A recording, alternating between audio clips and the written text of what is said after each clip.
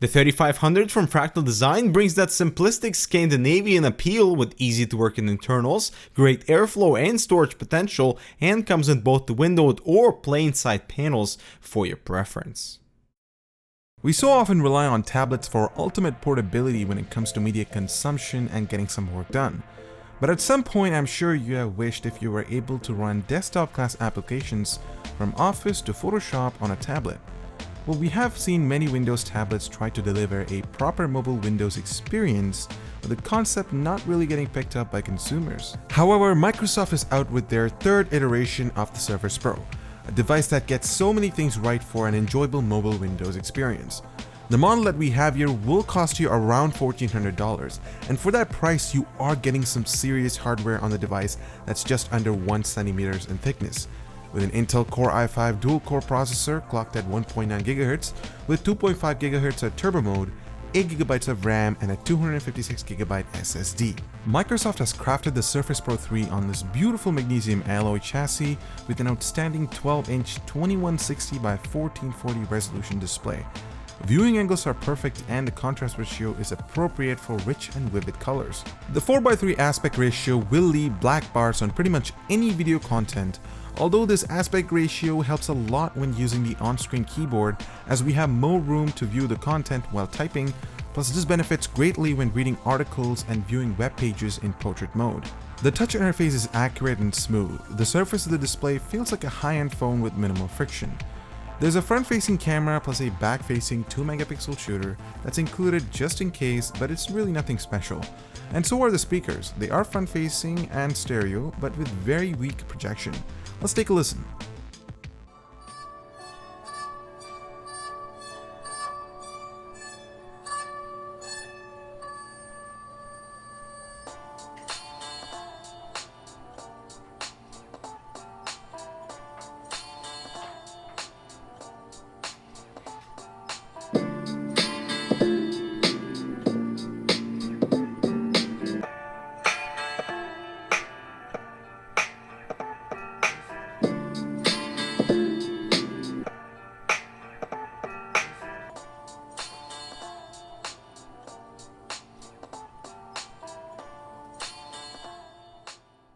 On the right side, there's a full-size USB 3.0 port, mini display port, and a magnetic power input that's reminiscent of the MacBook charging plug.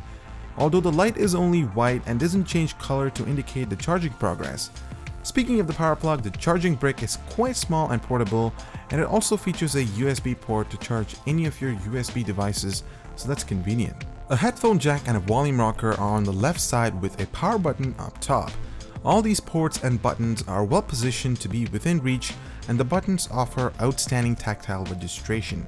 Well done, Microsoft. There's a microSD card slot hidden behind the kickstand, keeping it protected when folded, although I would have preferred a full-size SD card slot considering this price point. One of the unique features on the Surface Pro 3 is its kickstand. Essentially, it supports a tablet all the way up to 150 degrees that comes in handy when using the on-screen keyboard, writing, or doodling art.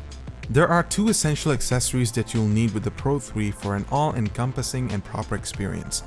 One of them being the Surface type cover that will cost you an additional $130 and comes in a variety of colors. It uses a magnetic latch to connect to the Pro 3, and Microsoft has added another magnetic strip on the top of the type cover that elevates the keyboard at an angle, so it makes the Pro 3 more laptop-like.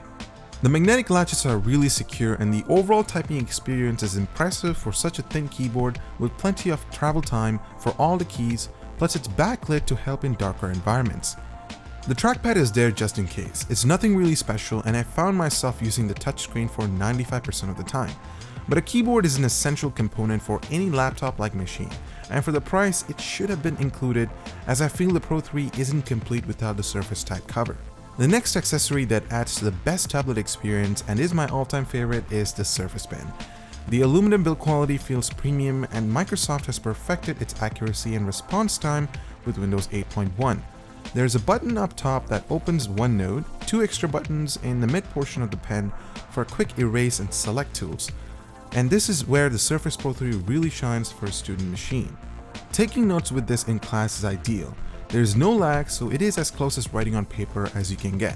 Plus the pen is very precise that makes the experience seamless and convenient. Palm rejection works wonderful and you can save and print your notes for later use. The problem is there's no mechanical storage for the pen.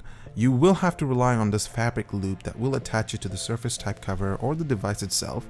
It's not the best design, but at least there's a way to keep the pen secure with the Surface Pro. So I spent 2 weeks using the Surface as my daily driver for college and my workplace. And the one thing that surprised me was the battery life. I was able to get around 8 to 9 hours of operation with Wi-Fi, Bluetooth, and brightness set to 50%. I used it to take notes using the pen with some casual web browsing and consuming media. This essentially is Ultrabook territory when it comes to battery life, and for a device this powerful, I would say it's totally acceptable. Using it as a tablet was also interesting. The Pro 3 has really changed the way how we look at Windows 8.1. The combination of Metro UI, despite its unattractive functionality on a desktop machine, actually works beautifully with the Surface, especially for multitasking. I used OneNote and Reader side by side, playing some store games was fun, and once you gain this mobile touch experience with Windows, the direction Microsoft has taken makes sense for this form factor. Combined with the type cover, it really felt like a complete 2-in-1 package and a pleasant laptop experience.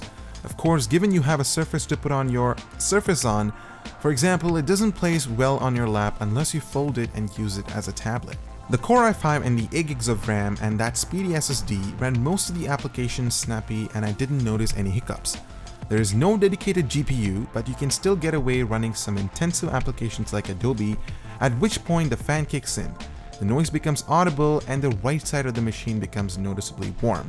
Comparing this to my XPS 15 and the MacBook Pro in sheer performance, it is comparable and a lot more portable. Starting off with Geekbench 64-bit, the Pro 3 scored a little over 5,000 on the multi-core test and the MacBook scored around 6,000, and compared to the XPS 15, which is a quad-core machine with dedicated GPU, the Pro 3 is close enough. Now I took one of my review videos and rendered the entire sequence with After Effects compositions, and the Pro 3 took around 25 minutes to render the video, whereas the MacBook took around 20 minutes. Now when I compared it to the XPS 15, which surprisingly took an hour to render, it clearly looks like the integrated graphics on these new Intel chips are faster. So in conclusion, the Surface Pro 3 is a beautifully made machine with a vibrant and sharp display. The 2-in-1 functionality works as you'd expect with all the needed I/O ports. The performance they were able to pack in such a small form factor is remarkable, and the overall touch experience plus note-taking and drawing with the Surface Pen was surprisingly good. Solid battery life, quiet operation, and the full 64-bit Windows all serve well for its intended purpose, and that's exactly what the Surface Pro 3 was designed to do. However, to fully take advantage of the 2-in-1 functionality of the Surface Pro 3, you'll need to purchase the type cover separately that realistically should have been included with the $1,400 price tag, and the machine did heat up with audible noise levels when running intensive tasks, and the kickstand design doesn't allow proper support on non-flat surfaces. However, full utilization of the machine is easy for those wanting to take proper digital notes for class while not being restricted to iOS or Android ecosystems, as Windows 8.1 is actually quite capable when it's done the right way, and we are giving the Microsoft Surface Pro 3 the damn good award as it's the best iteration of this design yet. So what do you guys think about the Surface Pro 3? Would you consider investing in one given its shape and form factor? Let us know in the comment section down below. As always, don't forget to subscribe for more similar content, and we'll see you in the next one.